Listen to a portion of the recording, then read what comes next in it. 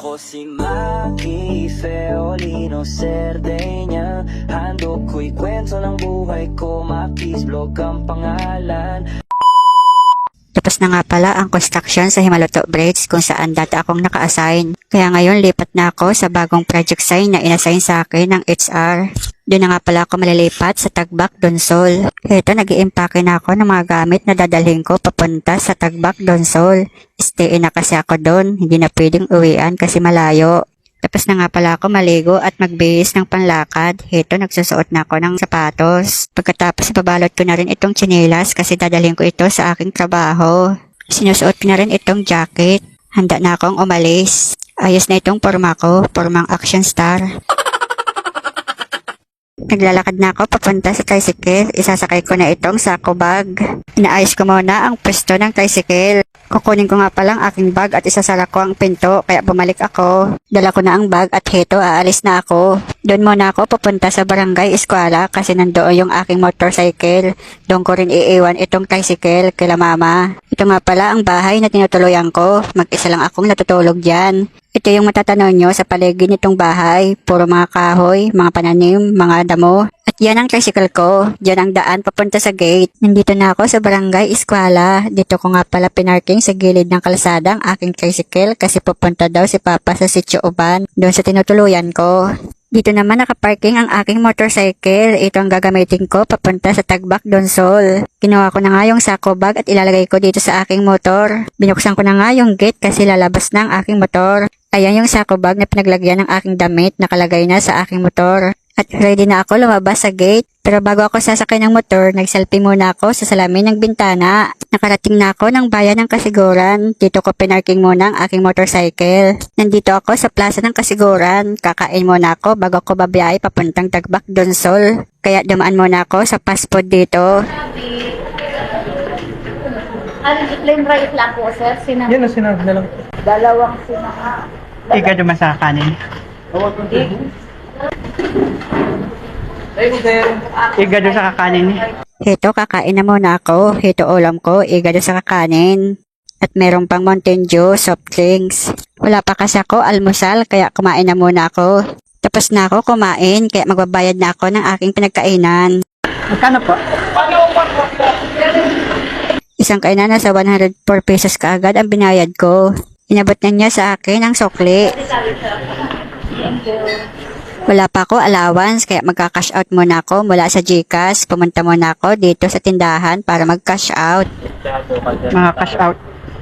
Yung may allowance na ako, naglalakad na ako papunta sa plaza ng Kasiguran. Mula Kasiguran, dito na ako banda sa Abuyog, Sorsogon. Papasok na ako sa cross intersection dito banda sa Abuyog. Ang daming dumadaang mga sasakyan. Papasok na ako sa diversion Sorsogon. Nandito na ako sa tapat ng City Hall ng Sorsogon. Pagdating ko dito sa cross intersection ng diversion Sorsogon, nagpakarga na ako ng gasolina dito. Sandaan.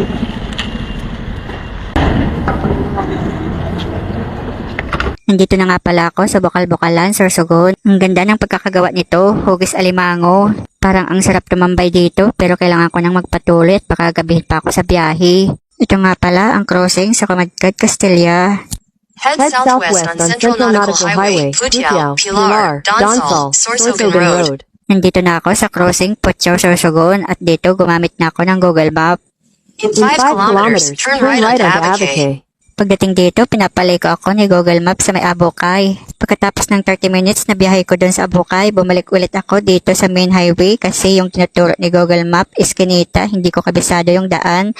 Ayoko pumasok pag hindi ko kabisado. Balik na lang ako dito sa highway. Sayang patuloy ng gasolina na nakonsumo ko doon papunta sa Abukay. Kasalukuyan ako nagmamaneho ng aking motorcycle papunta sa Donsol, Sorsogon. Papakarga na ako ng gasolina at nauubusan na ng karga ang aking motorcycle.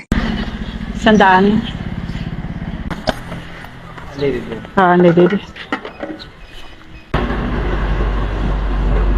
Nagpatuloy na ako sa biyahe papunta sa Tagbak, Donsol, Sorsogon. Ang landmark ko nga pala dito ay elementary school ng Tagbak. Ayon sa Google Map, malapit na raw ako. In 200 meters, turn left. Turn left. Then, turn right. Turn right. Turn left. Then, turn right. Turn right. In 200 meters, you will arrive at your destination. Ito na yung tinuturo ni Google Map na elementary school pero wala naman akong nakikitang elementary school sa paligid. Mukhang nililigaw yata ako ni Google Map. Elementary po kang tagbak.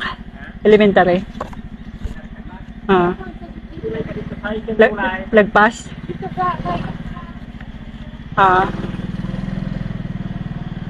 Nakalagpas na nga pala ako. Niligaw nga talaga ako ni Google Map. Siyempre, elementary kang tagbak. Palos pa dyan. Dahil naliligaw na ako, kaya nagtanong-tanong na lang ako dito. Siyempre, elementary kang tagbak. Sa kabila.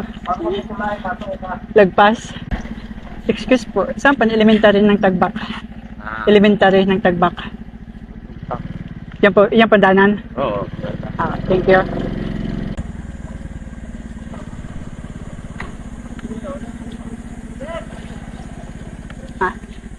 Yan yung barracks ng Center West.